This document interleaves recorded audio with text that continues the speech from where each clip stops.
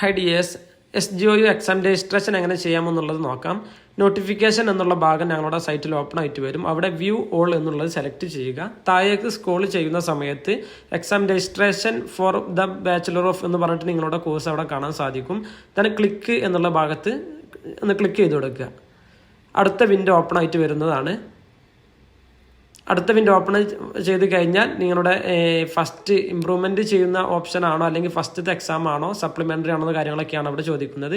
അവിടെ ഫസ്റ്റ് എന്നുള്ളവർ നമ്മൾ ടിക്കറ്റ് കൊടുക്കുക. ഇമ്പ്രൂവ്മെൻ്റ് ആണെന്നുണ്ടെങ്കിൽ എന്ത് ചെയ്യണം, അവിടെ മാറ്റിയിട്ട് ടിക്കറ്റ് കൊടുക്കണം കേട്ടോ. ദെൻ താഴേക്ക് വന്നിട്ട് അവിടെ ഫീസും കാര്യങ്ങളൊക്കെ പറയുന്നുണ്ട്. ടോട്ടൽ എത്ര രൂപയാണ് നമ്മുടെ ആപ്ലിക്കേഷൻ ഫീസും കാര്യങ്ങളും മൊത്തം പറയുന്നുണ്ട്. ജസ്റ്റ് ഇവിടെ സേവ് കൊടുക്കുക. ആദ്യം സേവ് ചെയ്ത് കൊടുക്കണം. ദെൻ അടുത്ത വിൻഡോ ഓപ്പൺ ആയിട്ട് വരുന്നതാണ്. അവിടെ ഉറപ്പ് വരുത്തുകയാണെന്നും പാടെ നമ്മുടെ എക്സാം ഫസ്റ്റ് തന്നെ അല്ല എഴുതുന്നത്, ഫീസും കാര്യങ്ങളൊക്കെ ഓക്കെ ആണോ എന്നുള്ള വെരിഫൈ ചെയ്യുകയാണ് ചെയ്യുന്നത്. ദെൻ എക്സാം സെൻറ്റർ സെലക്ട് ചെയ്യാനുള്ള ഈ ഓപ്ഷൻ ക്ലിക്ക് ചെയ്യുക. അപ്പോൾ ഒന്നും പാടെ അവരോട് വാണിംഗ് ചോദിക്കുന്നുണ്ട്, ഉറപ്പ് വരുത്തല്ലേ എന്ന് ചോദിക്കുന്നുണ്ട്. ഓക്കെ ആണ്, proceed two exam centre verification എന്നുള്ളത് നമ്മൾ കൊടുക്കുന്നു, സെലക്ഷൻ എന്നുള്ളത് കൊടുക്കുന്നു. ദെൻ എക്സാം സെൻറ്റർ നമ്മൾ സെലക്ട് ചെയ്യുക. ഏത് ജില്ലയിലാണ് വേണ്ടത്, എക്സാം സെൻറ്റർ ഏത് ജില്ലയിലാണ് വേണ്ടത് എന്നുള്ളത് ആദ്യം നമ്മൾ സെലക്ട് ചെയ്യണം. അപ്പോൾ ആ ഒരു ഭാഗത്ത് സെലക്ട് ചെയ്താൽ ജില്ല സെലക്ട് ചെയ്യാനുള്ള ഓപ്ഷൻ വരുന്നതാണ്. ഞാനിവിടെ റാൻഡായിട്ട് മലപ്പുറമാണ് കൊടുക്കുന്നത്.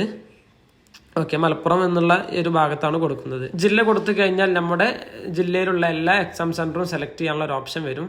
ഓക്കെ, ഇവിടെ മലപ്പുറം കൊടുക്കുന്നു. ഒന്ന് ലോഡായി ഒന്ന് വെയിറ്റ് ചെയ്യണം. പിന്നെ എക്സാം സെൻറ്റർ കൊടുക്കുന്നു, ഏത് കോളേജാണ് കോളേജ് ഞാൻ കൊടുക്കുന്നു.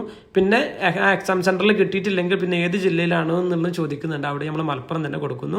താഴെ എന്ത് ചെയ്യുന്നു, പ്രൊസീഡ് എന്നുള്ള ഭാഗം കൊടുക്കുന്നു. പേ നൗ കൊടുക്കുന്നു. ഇവിടെ ഒക്കെ വാണിംഗ് ഉണ്ട്, അതൊക്കെ ജസ്റ്റ് വായിച്ച് നോക്കുക. എങ്ങനെയാണ് പേയ്മെൻറ്റ് ചെയ്യേണ്ട മെത്തഡും കാര്യങ്ങളൊക്കെ പറയുന്നുണ്ട്.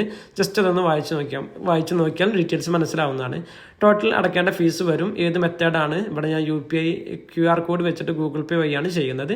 അപ്പോൾ അവിടെ ബാർകോഡ് ജനറേറ്റ് ചെയ്ത് വരും.